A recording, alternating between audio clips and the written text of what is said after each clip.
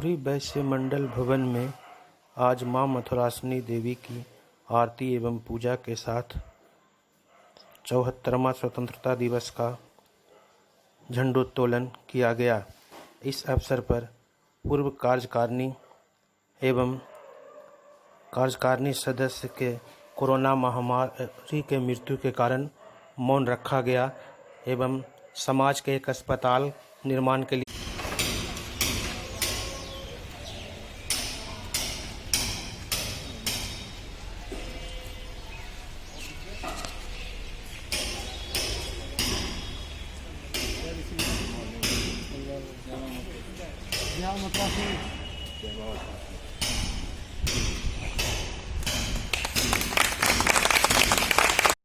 गया civil line थाना क्षेत्र स्थित राजेंद्र आश्रम में जलेबी की खरीदारी को लेकर हुए हल्के से विवाद में दो समुदाय के लोग आपस में भिड़ गए और जमकर भांजी लाठियां, जिसे कुछ ही देर के बाद पुलिस पहुंचकर स्थिति को नियंत्रण में कर लिया है।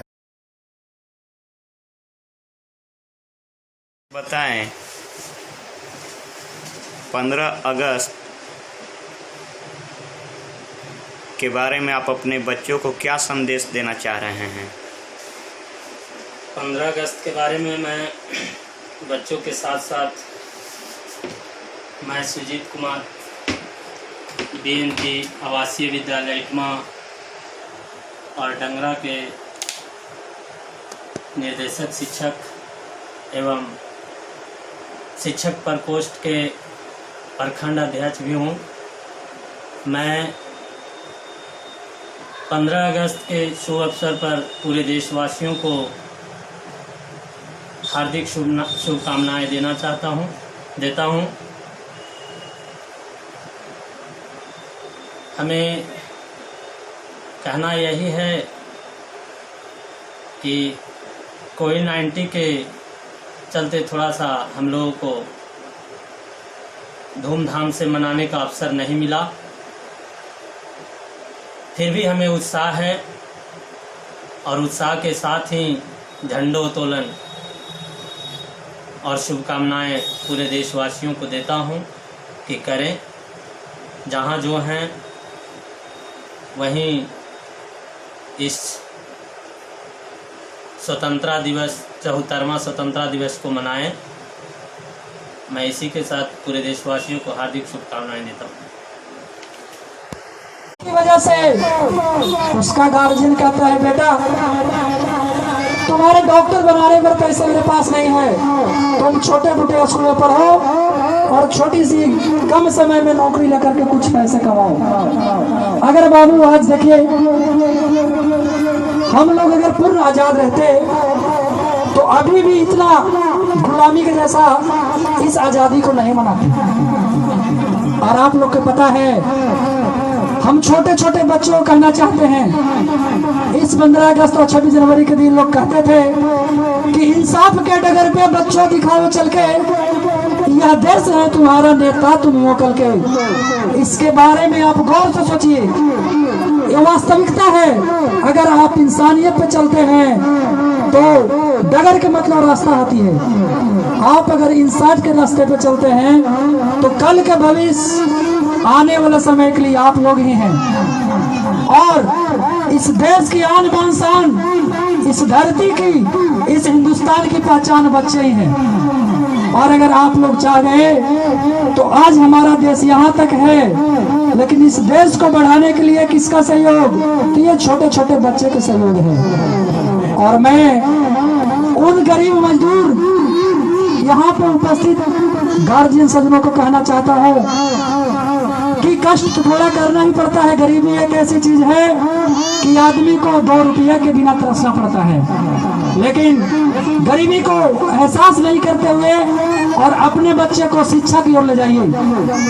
अगर आप बच्चे को एक समय खाना न दे करके अगर उसको शिक्षा देना चालू करते हैं तो एक समय आएगा वही बच्चा आपको बिना पूछे आगे की ओर ले जाएगा। आप अपना परिचय बताएं सर। सर मेरा घर ग्राम कट्ठा टिंगवा पोस्ट करियापुर थाना फतेहपुर। मेरा नाम गुड्डू कुमार है।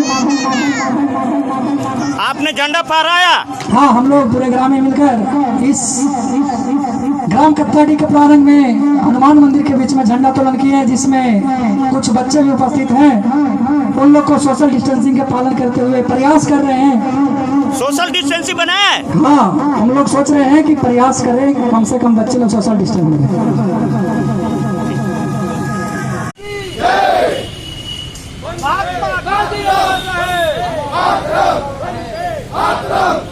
अमर शहीदों की जय, अमर शहीदों की जय, अमर शहीदों की जय। वंदे मातरम, वंदे मातरम, वंदे मातरम। भारत माता की। और हमारे आए हुए अतिथिगण, आज हम लोग स्वतंत्रता दिवस की 73वीं वर्षगांठ मना रहे हैं। आज ही के दिन 15 अगस्त 1947 को हमें आज़ादी प्राप्त हुई थी। इस आज़ादी को प्राप्त करने के लिए हमारे पूर्वजों ने जो बलिदान दिया था वह अतुलनीय था।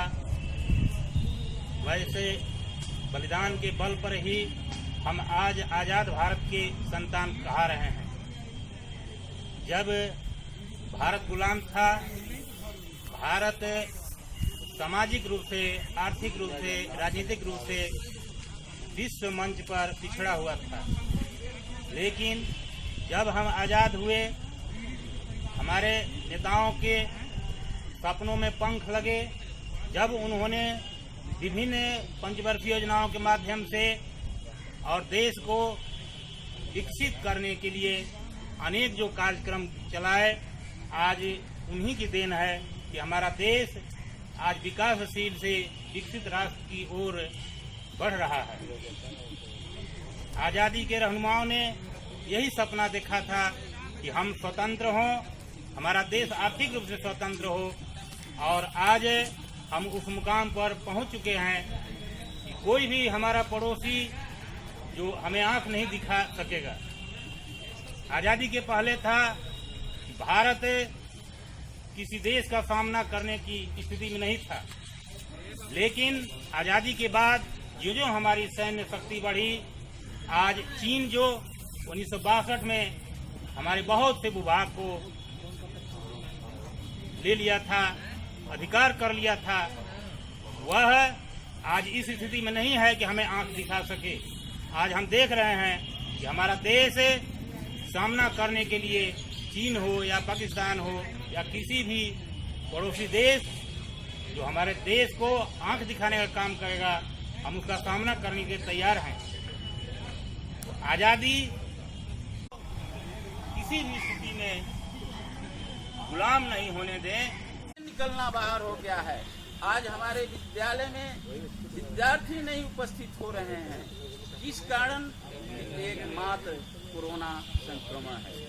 आदमी से आदमी नहीं छुआ रहा है, परिवार से परिवार को वर्जित किया जा रहा है। इसलिए हम प्रकृति के ऊपर विश्वास रखें, प्रकृति के साथ छेड़छाड़ नहीं करें, क्योंकि हमारी एक प्रकृति ही धरोहर है, संपत्ति है। इसी तरह खबरों में अपडेट रहने के लिए हमारे YouTube चैनल सुशासन का सर्च को लाइक और सब्सक्राइब करें और अपडेट पाने के लिए बेल बटन जरूर दबाएं।